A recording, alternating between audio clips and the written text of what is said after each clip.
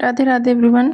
तो हमने जहाँ तक कल तक पढ़ा था, कल हमारा महाद्वीपीय प्रवाह सिद्धांत यानी कॉन्टिनेंटल ड्रिफ्ट थ्योरी कंप्लीट हो गई थी और उसी के लिए हम अपना बिना टाइम वेस्ट किए एक उसका टेस्ट ले लेते हैं। ठीक है, जैसा कि हमने कहा था कि आप लोग को पीवाई को दिखाएंगे। ठीक है, तो इस टॉपिक से जितना हमने कल पढ़ा था उस टॉपिक का हम आज एक पीवाई क्यू जो है दिखा रहे हैं आप लोग को।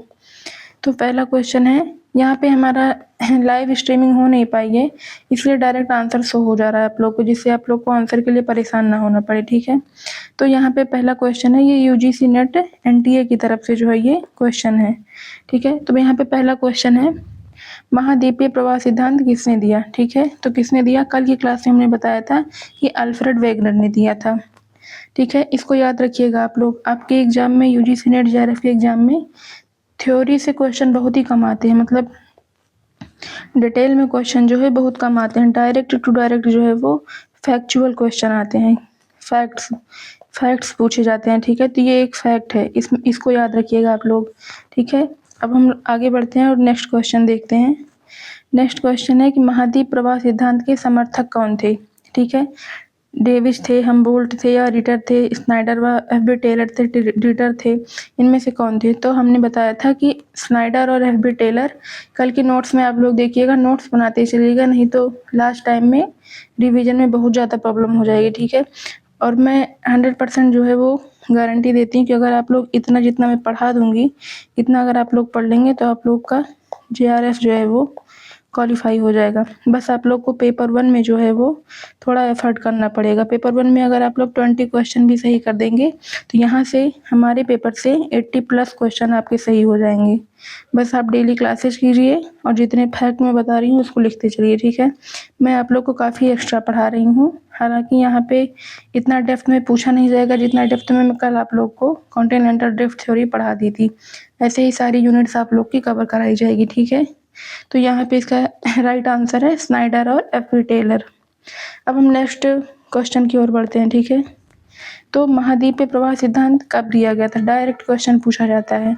ये सारे पीवाईक्यू दिखाई दे रहे हैं आप लोग को। ठीक है, तो 1912 में। कब दिया गया, 1912 में। गोंडवाना लैंड का हिस्सा है, ये क्वेश्चन है, देखिए।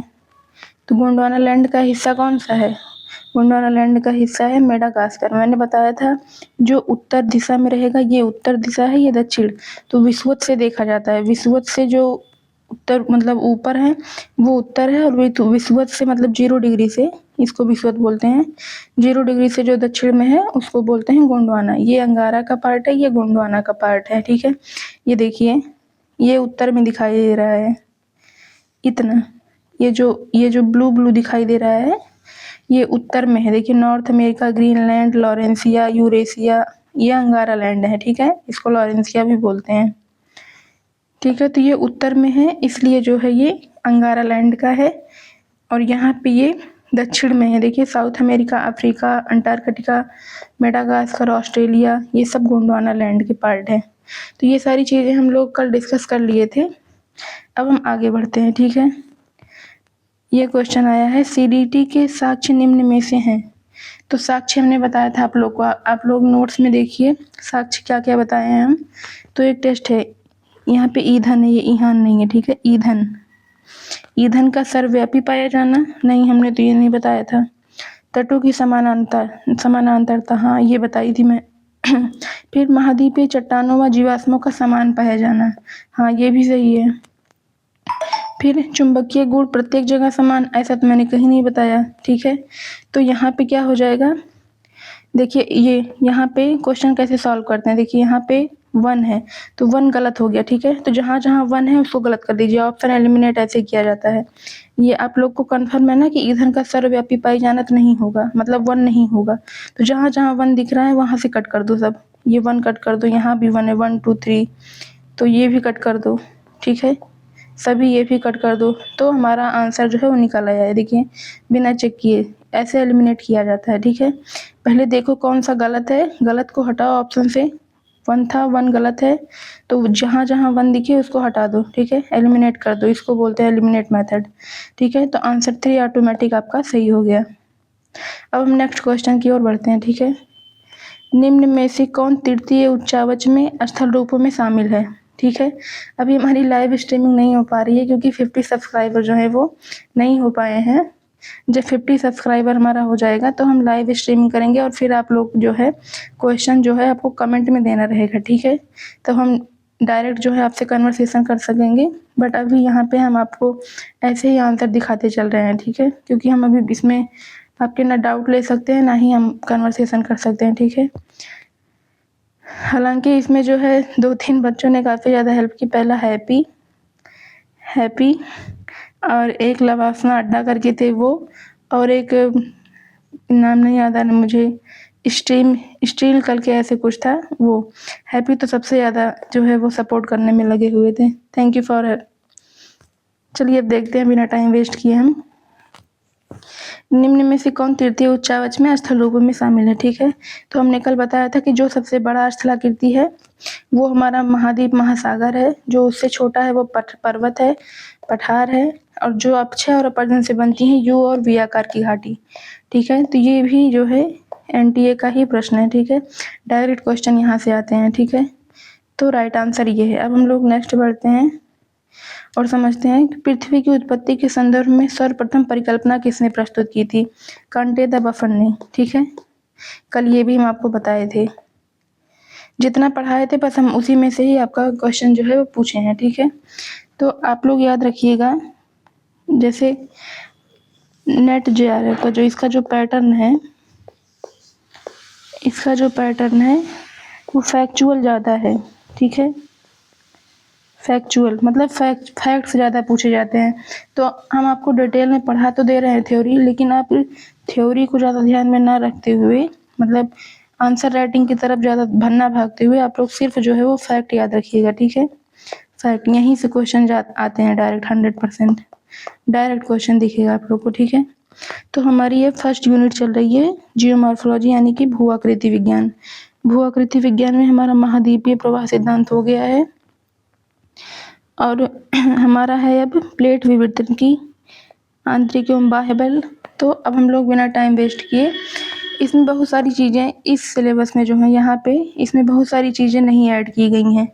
ठीक है, बहुत सारी चीज़ें नहीं ऐड की गई हैं, डायरेक्ट क्वेश्चन नहीं बताया गया इसमें डायरेक्ट सिलेबस में, लेकिन जो क्वेश्चन आते हैं, क्वेश्चन में अलग से सिलेबस से आता है। ठीक है, एक्स्ट्रा आता है, सिलेबस एक्स्ट्रा आता है। ठीक है, तो वो सारी एक्स्ट्रा चीज़ें भी हम कवर करेंगे। ठीक है, तो इसीलिए इस सिलेबस, ये बहुत छोटा सिलेबस यहाँ पे दिया गया है, सिलेबस में ज़्यादा ब्रॉड सिलेबस आएगा। ठीक है, तो वो सारी चीज़ें हम कवर करेंगे। तो अब सबसे पहले हम समझते हैं कि बिग बैंग थ्योरी क्या होती है, क्योंकि बिग बैंग थ्योरी हमारे एग्जाम में आएगा। ठीक है, तो आप लोग अब हेडिंग डाल लीजिए, बिग बैंग थ्योरी। ठीक है, यहाँ से अब इसको हम समझते हैं कि बिग बैंग थ्योरी क्या होती है।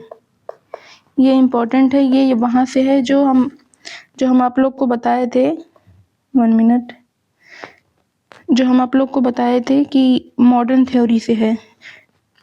याद हो आप लोग को, तो monistic theory, dualistic theory, modern theory ये बताए थे ना। तो मॉडर्न थ्योरी हमारी इंपॉर्टेंट थी, इसलिए बिग बैंग थ्योरी यहाँ पे इम्पॉर्टेंट है। यहाँ से भी डायरेक्ट क्वेश्चन आएगा।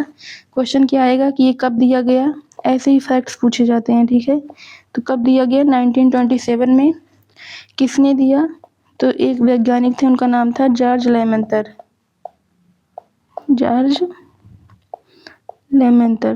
ठीक है, इन्होंने ही दिया था। तो ये क्या कहते हैं इस थ्योरी में ये कहते हैं कि हमको ब्रह्मांड में, जैसे ये हमारा ब्रह्मांड है, तो हमको ब्रह्मांड में अभी जितनी भी चीज़ें दिखाई दे रही हैं, अभी हम जो बता रहे हैं बस उसको ध्यान से सुनिए, अभी समझा देंगे हम अच्छे से। ठीक है, तो ब्रह्मांड में हमको जो भी चीज़ें दिखाई देती हैं, चाहे वो ग्रह हो गया, नक्षत्र हो गया, सूर्य हो गया, तारा, चंद्रमा, छोटी से छोटी वस्तु, कोई भी वस्तु हो गई, मतलब जो कुछ दिखाई देता है हमको ब्रह्मांड में, वो सारी चीज़ें जो हैं पहले एक ही जगह पर, एक ही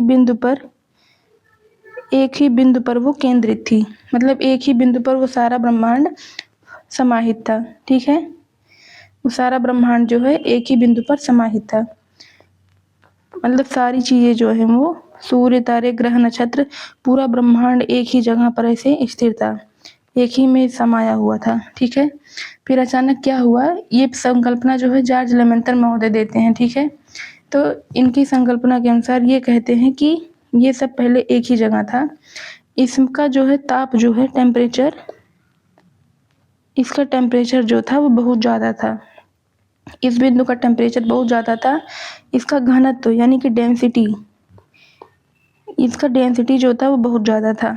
ठीक है, और इसका आयतन जो था वॉल्यूम, इसका वॉल्यूम जो था वो बहुत ज़्यादा कम था।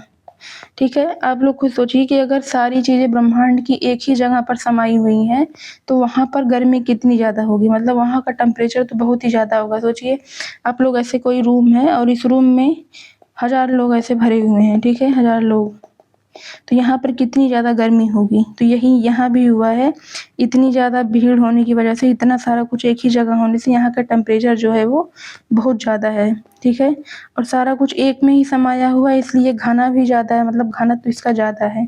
ठीक है, और आयतन, इसका वॉल्यूम, आयतन मतलब इसका आकार, इसका आकार जो है वो डॉट जैसा था, बहुत छोटा था। ठीक है, इसलिए आयतन यहाँ पे कम होता है। ठीक है, तो इन्हीं विशेषताओं के कारण, इन्हीं विशेषताओं के कारण इसमें जो है एक महाविस्फोट हो जाता है ऐसे, इन्हीं विशेषताओं के कारण, मतलब टेम्परेचर ज़्यादा होने की वजह से, वॉल्यूम कम होने की वजह से और डेंसिटी जो है वो ज़्यादा होने की वजह से इसमें एक महाविस्फोट हो जाता है, और इसी महाविस्फोट को बोलते हैं बिग बैंग।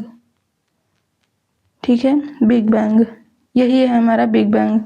तो जब विस्फोट होता है तो विस्फोट होने के बाद यहाँ से ऊर्जा कण निकलते हैं, क्या निकलता है, ऊर्जा के कण निकलते हैं, और ऊर्जा के कण ऐसे ऐसे, ठीक है, ऐसे मान लीजिए छोटा छोटा है।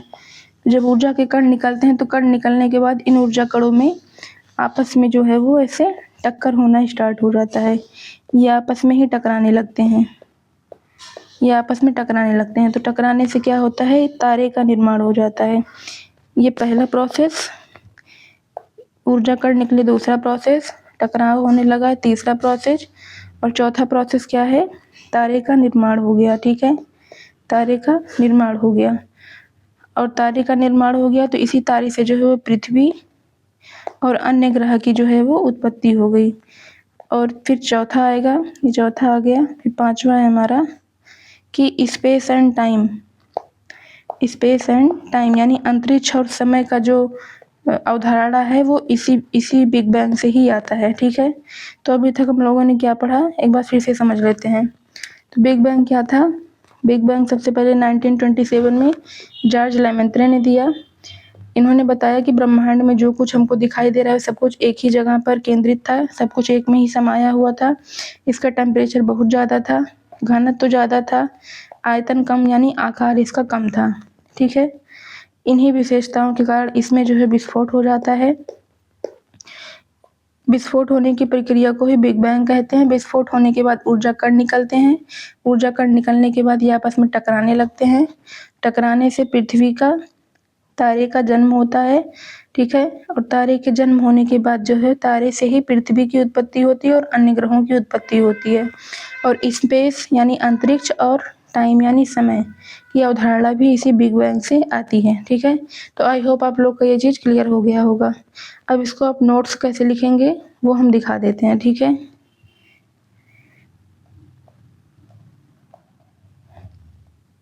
नोट्स में आप इसको ऐसे लिख लीजिए। ठीक है, तो आज से 13.7 अरब वर्ष पूर्व, 13.7 अरब वर्ष पूर्व संपूर्ण ब्रह्मांड एक बिंदु के रूप में समाहित था। जैसे लिखा है सेम ऐसे ही लिख लीजिए आप लोग। ठीक है, ये एक पॉइंट याद रखिएगा, एडविन हम्बल जो है वो यूनिवर्स एक्सपेंडिंग लॉ, इसको भी बता देंगे कि यूनिवर्स एक्सपेंडिंग लॉ क्या है, इसको लिख लीजिएगा आप लोग। फैक्ट्स पे ज़्यादा ध्यान दीजिए क्योंकि फैक्ट से ही क्वेश्चन आते हैं। ठीक है, इस बिंदु को सिंगुलैरिटी पॉइंट कहा गया, विलक्षणता का बिंदु। किस बिंदु को, इस बिंदु को, जो 1 मिनट, इस बिंदु को, ये जो बिंदु हम दिखाए हैं ना, कि सारा बिंदु जो है एक ब्रह्मांड जो है एक बिंदु पर समाहित था, उसी बिंदु को सिंगुलैरिटी पॉइंट कहा गया।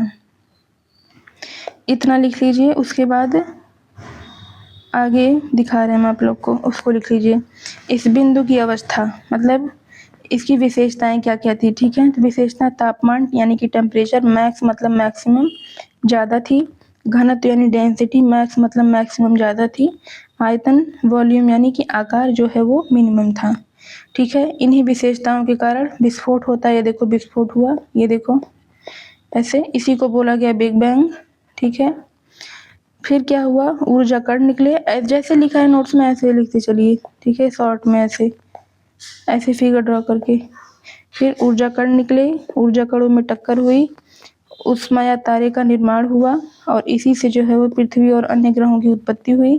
फिर स्पेस एंड टाइम की अवधारणा का जन्म हुआ, ठीक है। आई होप आप लोग का बिग बैंग क्लियर हो गया होगा। तो इसमें एक चीज़ और समझ लेते हैं कि एडविन हम्बल का यूनिवर्स एक्सपेंडिंग लॉ क्या था, ठीक है।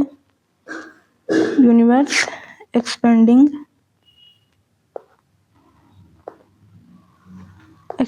लॉ, ठीक है, यूनिवर्स एक्सपेंडिंग लॉ। तो ये एडविन हब्बल महोदय थे, ये 1920 में एडविन हब्बल, आगे भी दिखाए थे हम आप लोग को हब्बल, ठीक है। हब्बल कहते हैं कि जो हमारा ब्रह्मांड है, ये कहते हैं कि हमारे ब्रह्मांड का जो है वो विस्तार हो रहा है, ठीक है। विस्तार होने का क्या मतलब है, मतलब कि हमारा ब्रह्मांड जो है वो धीरे धीरे फैल रहा है। मतलब अगर ब्रह्मांड जो है कभी इतना बड़ा दिखाई दे रहा है तो ब्रह्मांड हमारा फैल के इतना बड़ा हो जा रहा है, ठीक है। ये इनकी थ्योरी होती है कि ब्रह्मांड जो है हमारा वो फैल रहा है, विस्तारित हो रहा है, ठीक है। यही इनकी थ्योरी है हब्बल महोदय की, ठीक है। यूनिवर्स एक्सपेंडिंग लॉ, एक्सपेंड मतलब विस्तारित होना, ठीक है। तो आई होप आप लोग का ये भी क्लियर हो गया होगा। अब हम अपने सिलेबस पे एक बार फिर से देख लेते हैं कि हमारे सिलेबस में अब क्या पढ़ना है। तो हमारा महाद्वीपीय प्रवाह सिद्धांत हो गया है। अब हम पढ़ते हैं आंतरिक एवं बाह्य बल, मतलब तीसरे टॉपिक पे आ गए हैं। अभी दूसरा नहीं हुआ है, दूसरा बाद में कराएंगे, ठीक है। सब कुछ सिलेबस के अकॉर्डिंग ही चल रहे हैं, ठीक है। तो आंतरिक एवं बाह्य बल, अब हम लोग समझते हैं कि आंतरिक एवं बाह्य बल क्या होता है। मतलब पृथ्वी की आंतरिक संरचना के बारे में पढ़ेंगे। पृथ्वी की आंतरिक संरचना, तो पृथ्वी की सतह पर जो है वो विभिन्न प्रकार की स्थलाकृतियां पाई जाती हैं। इसको पहले हम समझा देते हैं, तब पीपीटी दिखाएंगे, ठीक है। तो हमारी जो पृथ्वी है, जैसे ये हमारी पृथ्वी है, ये हमारी पृथ्वी है, तो इस पृथ्वी पर विभिन्न प्रकार की जो है वो स्थलाकृतियां पाई जाती हैं। जैसे अभी कल हम बताए थे जियोमॉर्फोलॉजी का डेफिनेशन देने में कि स्थल रूप क्या क्या होते हैं। तो स्थल रूप में क्या क्या था, जैसे पर्वत हो गया, पठार हो गया, मैदान हो गया, ये सब स्थल रूप थे, ठीक है। तो इन स्थल रूपों में पृथ्वी का जो है वो उच्चावच, जिसको वजह से ये पठार है, ये पर्वत है, ये पठार है, ये मैदान है, ये घाटी है, ठीक है। तो ऐसे इन सबको उच्चावच बोलते हैं। ऊंचा मतलब कहीं पे ऊंचा है, अवच, उच्चावच जो है वो दो वर्ड से मिलके बना है, एक उच्च और अवच। उच्च मतलब जहाँ पे ऊंचा है और अवच मतलब होता है निम्न, मतलब जहाँ पे धंसा हुआ है। जैसे ये घाटी धसी हुई है, ठीक है, तो इसी को बोलते हैं उच्चावच, मतलब उच्च और अवच। तो पृथ्वी का जो स्थल रूप है वो पृथ्वी के उच्चावचों का अध्ययन करना ही हमारा, इसकी आंतरिक संरचना के बारे में हम समझेंगे, ठीक है। तो इस पर दो प्रकार के बल काम करते हैं। कौन कौन सा बल काम करता है, पहला होता है एक्सोजेनेटिक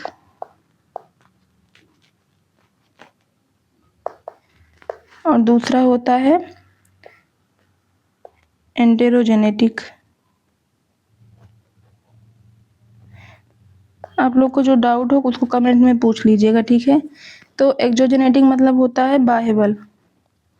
बाह्य बल मतलब पृथ्वी के ऊपर बाहरी भाग में लगने वाला बल। जैसे ये हमारी पृथ्वी है और ये हमारी पृथ्वी है, तो दोनों में अंतर क्या है कि बाह्य बल क्या होता है और आंतरिक बल क्या होता है। तो बाह्य बल वो होता है जो पृथ्वी के बाहर लगता है। पृथ्वी के बाहर कौन कौन सा बल लग रहा है, जैसे वायु, ठीक है। वायु, हवा जो है वो पृथ्वी पर बल लगा रही है बाहर से। नदियाँ, ऐसे नदियाँ प्रवाहित हो रही हैं, ठीक है, तो ये भी अपना बल लगा रही हैं, ठीक है। नदियाँ हो गई, वायु हो गई, ये सब अपना बल लगा रही हैं। तो एक्सोजेनेटिक में ये नदियाँ और वायु क्या करती हैं, ये समता लाने का प्रयास करती हैं। समता लाने से क्या मतलब है, जैसे ये हमारा पर्वत है, तो जब इस पे वायु या नदियाँ जो हैं प्रवाहित होंगी, तो ये इस पर्वत का कटाव करके इसको छोटा कर देंगी, ठीक है। इस पर्वत का ये ऐसे कटाव करती रहेंगी, मतलब इसको घिसती रहेंगी, और घिसते-घिसते जो ये पर्वत जो कभी इतना बड़ा था, वो घिसते-घिसते जो है वो इतना छोटा हो जाएगा, ठीक है। तो ये समता लाने का प्रयास करते हैं। जैसे ये ऊँचा उठा हुआ है ना, ये मैदान है, तो मैदान से जब ये ऊँचा उठा है, तो ये उसको छोटा करके मैदान बनाने की कोशिश करती हैं। मतलब ये ऊँचाई को जो है वो समान लाने की कोशिश करती हैं, मैदान की तरह बनाने के लिए। इसलिए एक्सोजेनेटिक को जो है वो समता भी बोलते हैं, कि ये समता लाने का प्रयास करती हैं, ठीक है। और जो हमारा एंटेरोजेनेटिक होता है, मतलब आंतरिक बल जो होता है, ये हमारा आंतरिक बल है। तो आंतरिक बल में हमारा क्या-क्या आ जाएगा, जैसे ज्वालामुखी, ये हमारे पृथ्वी है, ठीक है। ये ज्वालामुखी ये सब आप लोग को डिटेल में बताएंगे, हम अभी थोड़ा सा ही समझा रहे हैं। जब ज्वालामुखी टॉपिक आएगा तो डिटेल में पढ़ाएंगे, ठीक है। अभी ये बेसिक चीज़ें आपके सिलेबस के अकॉर्डिंग ही चल रही हैं, ठीक है। तो एंटेरोजेनेटिक में जैसे ज्वालामुखी, तो जब ये पृथ्वी को ऐसे फाड़ के बाहर निकलती है, चीरते हुए इसको, तो इसको बोलते हैं ज्वालामुखी। ज्वालामुखी कैसे आता है, ये सब हम आपको डिटेल में बताएंगे, ठीक है। तो यहाँ पर देखिए, यहाँ पे ज्वालामुखी आया, तो ये क्या किया, ये विषम कर दिया, ठीक है। जब ये ज्वालामुखी ऐसे ऊपर उठी, तो ये एक पर्वत का निर्माण कर दी। जब यहाँ से जब मैग्मा निकला, ठीक है, जब पृथ्वी के अंदर से मैग्मा निकला, तो मैग्मा निकलने के बाद ये धीरे धीरे जब ठंडा हुआ, तो ठंडा होने के बाद ये लावा बन गया, ठीक है, लावा। और लावा बनने के बाद ये जो है ये पर्वत का निर्माण कर देता है। तो यहाँ पे ये विषमता ला दिया, मतलब जो कभी मैदान था, वहाँ से जैसे ये मैदान था, तो मैदान के सामने जो है वो पर्वत आ गया। मतलब हमारी सतह जो है, हमारी पृथ्वी जो है वो सम नहीं रह गई, विषम हो गई। इसीलिए एक्सोजेनेटिक मतलब बाह्य बल को समता लाने का प्रयास करते हैं, बाह्य बल, और जो आंतरिक बल होते हैं वो विषमता लाने का प्रयास करते हैं। आई होप आप लोग का ये चीज़ क्लियर हो गया होगा। तो अब इसको आप लोग लिख लीजिए, पृथ्वी की आंतरिक संरचना, ऐसे हेडिंग डाल लीजिए, और हेडिंग डाल के लिखिए कि पृथ्वी की सतह पर विभिन्न प्रकार की स्थलाकृतियाँ पाई जाती हैं। विषमता, ये विषमता को दूर करने का प्रयास करती हैं, ठीक है। इसे पृथ्वी का, इस यहाँ पे विषमता मत लिखिए, इसको हटा दीजिए। इसे पृथ्वी का उच्चावच कहते हैं, टोपोग्राफी, ठीक है। तो पृथ्वी पर स्थलाकृतियाँ क्यों पाई जाती हैं, पृथ्वी पर स्थलाकृतियाँ जो है वो दो बलों के कारण पाई जाती हैं, पहला एक्सोजेनेटिक, दूसरा एंडोजेनेटिक। ये समता लाने का प्रयास करती है। जैसे ये अरावली है, तो ये अरावली के जो है वो इसे कटाव करने का काम करती हैं। देखिए ये कटाव कर रही हैं इसका, ठीक है, सॉरी, तो ये कटाव करने का प्रयास करती हैं, इसलिए यहाँ पर इसको समता लाने का प्रयास बोला जा रहा है। और यहाँ पे एंडोजेनेटिक है, ठीक है, यहाँ पे एंटेरोजेनेटिक है, एंडो नहीं है, ठीक है, एंटेरो है ये, एंटेरोजेनेटिक मतलब आंतरिक बल। तो जो पृथ्वी के गर्भ से उत्पन्न होता है, जैसे ज्वालामुखी, ठीक है, तो ये हमारा विषमता लाने का प्रयास करती है। यहाँ पे लिख लीजिएगा आप लोग, विषमता, ये विषमता लाने का प्रयास करती है। मानवीय क्रिया को ये प्रभावित करती है। मतलब अगर कहीं ज्वालामुखी फट जाएगा, तो मानव की क्रिया जो है वो प्रभावित हो जाएगी, लोग भागने लगेंगे इधर उधर, ठीक है। ये पृथ्वी के आंतरिक भाग से उत्पन्न होती है। आई होप आप लोग को ये सारी चीज़ें क्लियर हो गई होंगी। तो अब हम लोग एक टॉपिक इसको भी समझ लेते हैं कि पृथ्वी की आंतरिक संरचना के जानकारी के स्रोत, मतलब हमको पृथ्वी की आंतरिक संरचना के बारे में जानकारी कहाँ से मिलती है, कि हमारी पृथ्वी के अंदर क्या क्या है। तो इसको हम देख लेते हैं। तो हमको जानकारी दो सोर्स से मिलती है, दो सोर्स से मिलती है। पहला सोर्स है हमारा जैसे वेधन, ठीक है। वेधन, वेधन हो गया, खनन हो गया। अभी बताते हैं डिटेल में ये सब क्या है, ठीक है। ज्वालामुखी हो गया, यहाँ पे हो गया, ये डायरेक्ट में आएगा, ठीक है। डायरेक्ट सोर्स मतलब ऐसी चीजें जो हमको डायरेक्ट से हम पता कर सकते हैं कि हमारी पृथ्वी के अंदर क्या है, ठीक है। और दूसरा होता है इनडायरेक्ट, मतलब अप्रत्यक्ष रूप से, जो हमको प्रत्यक्ष रूप से ना पता हो बट इनडायरेक्ट जो हमको पता चले, जैसे डेंसिटी यानी कि घनत्व, ठीक है। टेम्परेचर, भूकंप यानी अर्थक्वेक, ठीक है। उल्कापिंड। हैंड राइटिंग को आप लोग ज़्यादा सीरियसली मत लीजिएगा क्योंकि ये टैब पे लिखने पे थोड़ा प्रॉब्लम होती है, ठीक है। बाकी हम आप लोग को पीडीएफ तो दिखा ही रहे हैं, उससे नोट्स बना लीजिएगा, ठीक है। और जो डाउट हो उसको कमेंट में पूछ लीजिएगा, ठीक है। गुरुत्वाकर्षण, गुरुत्वाकर्षण ये हमारा इनडायरेक्ट में है और ये हमारा डायरेक्ट में है। अभी आप लोग इतना देख लीजिएगा। और वेधन और खनन ज्वालामुखी हम समझा देते हैं, बाकी ये टॉपिक जो है इसको कल समझाएंगे क्योंकि ये थोड़ा डिटेल में है। तो वेधन समझ लेते हैं कि वेधन क्या होता है। वेधन होता है जैसे ये हमारी पृथ्वी है, तो वेधन होता है कि जैसे ये हम एक चाकू ले लिए, मान लीजिए ये हमारी चाकू है और इस चाकू से हम पृथ्वी के इस छोर से इस यहाँ से इस पार से पूरा फाड़ के इसको इस पार आ गए, वेध दिए इसको। वेधना जानते हैं ना, धनुष बाण वेध दिए, तो यही है वेधन, मतलब इसको वेध के ये इस पार आ गया, ठीक है। इस चाकू से वेध दो इसको इस पार आ गए, तो ये हमारा वेधन कहलाता है। और दूसरा है खनन, जैसे ये हमारी पृथ्वी है तो पृथ्वी के इस पार्ट पे अगर हम खनन कर दें, यहाँ मान लो इतना ज़्यादा गड्ढा कर दिए इस पार्ट पे कि हम गड्ढा करके देखेंगे कि पृथ्वी के अंदर क्या है, तो ये हमारा जो है वो खनन कहलाता है, ठीक है। और ज्वालामुखी हम डिटेल में समझाएंगे, तो अब आप लोग इसको नोट्स देख लीजिए, लिख लीजिए, ठीक है। ये देखो इसको लिख लो, डायरेक्ट सोर्स और इनडायरेक्ट सोर्स। डायरेक्ट सोर्स में हमारा वेधन है, खनन है, ज्वालामुखी।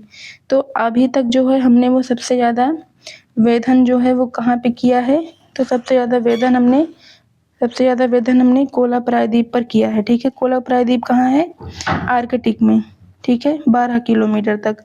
कितना ज़्यादा वेधन किया है हमने, सिर्फ और सिर्फ 12 किलोमीटर तक, 12 किलोमीटर तक हमने वेधन किया। और ये पृथ्वी के जो है त्रिज्या है 63-71 किलोमीटर, ठीक है। और जो हमने खनन किया है ये है, ये वेधन है, वेधन, और ये है इतना खनन, खनन, ठीक है। खनन हमने साउथ अफ्रीका में, ये साउथ अफ्रीका है ना। आप लोग को वर्ल्ड मैप बनाना आता है, इंडिया मैप, वर्ल्ड मैप, ये सब जानते हैं आप लोग बनाना। अगर नहीं आता तो कमेंट कीजिए, हम सिखा देंगे आप लोग को, ठीक है। जैसे ये अफ्रीका यहाँ पे मैंने बनाया है, तो ये अफ्रीका कैसे बनाया है ये आप लोग को सिखा देंगे, ठीक है। बट आप लोग एक बार कमेंट कीजिएगा उसके बाद, ठीक है। तो ये साउथ अफ्रीका है, यहाँ पे जो है 4.8 यानी 4.8 किलोमीटर की हम खनन कर सकते हैं, खनन कर पाए हैं। मतलब अभी तक जितना खनन हुआ है, जितना ज़्यादा खनन हुआ है वो सिर्फ और सिर्फ 4.8 किलोमीटर, इसके आगे हम पृथ्वी को नहीं खोद पाए हैं, ठीक है। यही कहना चाह रहा है। और इनडायरेक्ट में डेंसिटी, तापमान, भूकंप, उल्कापिंड, गुरुत्वाकर्षण, इसको लिख लीजिएगा, ठीक है। इसको डिटेल में हम कल पढ़ाएंगे, ठीक है। आज के लिए बस इतना ही। तो जो डाउट हो आपके, डाउट को कमेंट सेक्शन में पूछिएगा, ठीक है। तो एक बार हम फिर से रिकॉल कर लेते हैं कि आज हमने क्या क्या पढ़ा है, ठीक है। एक बार रिकॉल कर लेते हैं। तो आज की क्लास में हम जो है एक टेस्ट लिए, टेस्ट में आप लोग ये पॉइंट याद रखिएगा, ठीक है। फैक्ट्स ज़्यादा याद रखिएगा, फैक्ट से डायरेक्ट क्वेश्चन आते हैं, ठीक है। इसको पढ़े हम लोग पहले, उसके बाद हम सिलेबस के अकॉर्डिंग पढ़ने की कोशिश किए। ये सारा सिलेबस आप लोग का कवर कराएंगे हम लास्ट तक, ठीक है। नवंबर तक आप लोग का सिलेबस कंप्लीट हो जाएगा। फिर हम देखें कि बिग बैंग क्या होता है। तो बिग बैंग में सबसे पहले एक ब्रह्मांड का सारा जो है वो एक ही बिंदु पर समाहित था। समाहित होने के बाद टेम्परेचर ज़्यादा था, घनत्व ज़्यादा था और जो है इसका आयतन ज़्यादा था। इस वजह से जो है इसमें ब्लास्ट हो जाता है ब्लास्ट होने के बाद इसमें बिग ऊर्जा कण निकलते हैं, फिर इसमें जो है वो टकराव होना स्टार्ट होता है, फिर तारे का निर्माण हो जाता है, तारे के निर्माण से पृथ्वी के निर्माण हो जाता है, फिर स्पेस और टाइम की अवधारणा इसी बिग बैंग से आती है। उसके बाद फिर वही चीज़ है, उसके बाद यूनिवर्स एक्सपेंडिंग लॉ क्या होता है, ये 1920 में। आप लोग इस थ्योरी को अगर समझ सकते हैं तो ठीक है, अगर नहीं समझ में आता है मतलब तो सिर्फ और सिर्फ फैक्ट याद रखिएगा। क्वेश्चन यहीं से आएगा, डायरेक्ट आएगा, और 2 मार्क्स जो है वो देके जाएगा, ठीक है। फिर हमने पृथ्वी की आंतरिक संरचना समझी, एक्सोजेनेटिक फोर्स, एंटेरोजेनेटिक, ठीक है। उच्चावच समझा हमने कि समता क्या है, विषमता कैसे आती है, ये सब। और पृथ्वी की आंतरिक संरचना की जानकारी के स्रोत समझे कि वेधन क्या है, खनन क्या है, ज्वालामुखी क्या है, ठीक है। तो अब आपके जो डाउट हो उसको कमेंट में पूछिए, और वीडियो अच्छी लगी हो तो उसको लाइक कीजिएगा, ठीक है। शेयर भी कीजिए, जिससे हमारे जो है वो 50 जो है सब्सक्राइबर, 50+ सब्सक्राइबर हो जाएंगे। फिर हम जो है लाइव जो है स्ट्रीमिंग पे आ जाएंगे, लाइव क्लास लेने लगेंगे, और जिससे आप हमारे जो है वो हमसे कन्वर्सेशन भी करने लगेंगे। और फिर हमको जो पूछना रहेगा वो डायरेक्ट हम लाइव में पूछ लेंगे, और आप लोग को भी जो पूछना रहेगा उसको डायरेक्ट पूछ लेंगे, ठीक है। तो क्लास के लास्ट में आप लोग हमको एक चीज़ बता दीजिएगा कि मतलब जितने भी बच्चे मुझसे जुड़े हैं उनका मतलब बैकग्राउंड क्या है। बैकग्राउंड से मीन्स मतलब मेरा कि मतलब उनको नॉलेज ज्योग्राफी की है, ज़्यादा है, कितना है, तैयारी कर चुके हैं, किस लेवल पे हैं। सिर्फ लेवल बता दीजिएगा कि आप लोग का लेवल क्या है। मतलब मुझे बेसिक से ज़्यादा पढ़ाना है और बेसिक से मैं पढ़ाऊँ, या फिर थोड़ा एडवांस पे आके। अब मैं तो बेसिक टू एडवांस पढ़ाऊँगी, लेकिन एक बार आप लोग अपना मतलब एजुकेशन बता दीजिए कि किस लेवल पे हैं आप लोग, तो उस अकॉर्डिंग मुझे समझाने में फिर प्रॉब्लम नहीं होगी, ठीक है। मुझे आप लोग का लेवल पता रहेगा तो मैं और अच्छे से पढ़ा पाऊँगी, ठीक है। तो आज के लिए बस इतना ही। आप लोग का होमवर्क ये है कि जितना मैंने कल पढ़ाया था और जितना मैंने आज पढ़ाया है, ठीक है। जितना मैंने कल पढ़ाया था और जितना मैंने आज पढ़ाया है, ये दोनों आप लोग रिवीजन करके आएंगे क्लास में, और ठीक है। और कल जो है फिर पहले हम लोग क्वेश्चन करेंगे PYQ, जैसे PYQ करेंगे। PYQ करने के बाद हम फिर सिलेबस के अकॉर्डिंग अपने न्यू टॉपिक पर आ जाएंगे, ठीक है। आप लोग थ्योरी रटने के पीछे मत भागिएगा। थ्योरी हम सिर्फ समझने के लिए आपको बता दिए हैं कि आप लोग थ्योरी जानते रहें, बाकी आप लोग जो है वो सिर्फ और सिर्फ फैक्ट्स पे जो है ध्यान रखिए, क्योंकि हमारा जो एग्ज़ाम होता है वो बिल्कुल जो है वो बहुत ज़्यादा फैक्चुअल होता है। इसलिए हम बता रहे हैं क्योंकि मैंने खुद ही इसका मतलब अध्ययन किया है, एग्ज़ाम को एनालिसिस किया है। इस बेसिस पे मैं इसको बता रही हूँ, आप लोग को मैं भ्रमित नहीं करना चाहती, इसलिए मैं इसको बता रही हूँ कि थ्योरी के पीछे मत भागिएगा ज़्यादा, सिर्फ और सिर्फ फैक्ट्स याद रखिएगा, ठीक है। और एक चीज़, अगर हो सके तो जितने भी मैं फैक्ट्स बता रही हूँ उस फैक्ट्स का एक शॉर्ट नोट्स आप लोग अलग से बना लीजिए, ठीक है। क्योंकि अभी तो हमारा सिर्फ जियोमॉर्फोलॉजी चल रहा है, ठीक है। अभी हमारी ऐसे 10 यूनिट्स हैं, ठीक है। 10 यूनिट्स हैं, और कहने के लिए सिर्फ 10 यूनिट्स हैं, करते करते ये हमारा 13 यूनिट्स तक पहुँचेगा, ठीक है। तो उसमें से जितने भी फैक्ट हों, अभी से मैं बता दे रही हूँ कि अभी जियोमॉर्फोलॉजी हमारा चल रहा है, तो एक नोट्स आप लोग रखिएगा, जो हम डिटेल में पढ़ाएंगे उसको रखिएगा, और एक नोट्स आप लोग रखिएगा शॉर्ट नोट्स, ठीक है। शॉर्ट नोट्स में क्या रहेगा, ओनली फैक्ट। जैसे महाद्वीपीय विस्थापन सिद्धांत किसने दिया, तो यहाँ पे लिखिएगा महाद्वीप, पूरा नहीं लिखना है, सिर्फ इतना, महाद्वीपीय विस्थापन सिद्धांत किसने दिया था, वेगनर। यहाँ पे वेगनर कब दिया, 1912। ऐसे करना है, ठीक है। डायरेक्ट क्वेश्चन आता है। सबसे पहले जो है यहाँ पे पूछा जाएगा कि सबसे पहले पृथ्वी की उत्पत्ति के बारे में किसने संकल्पना दी, तो शॉर्ट में ऐसे लिख लीजिएगा कि कांस्टे द बफन, ठीक है। ऐसे शॉर्ट में ये नोट्स आप लोग को लास्ट टाइम में बहुत ज़्यादा हेल्प करेगी, ठीक है। और जब मैं PYQ कराऊंगी तो PYQ में जो आप लोग को, चलिए वो मैं बाद में बताऊंगी कैसे क्या करना है, अभी इतना ही, ठीक है। दो क्लास हुई हैं, दोनों क्लास का ऐसे जैसे मैं बता रही हूँ ऐसे मैनेज कर लीजिएगा, ठीक है। तो अब मिलते हैं हम लोग नेक्स्ट वीडियो में। Thank you for watching.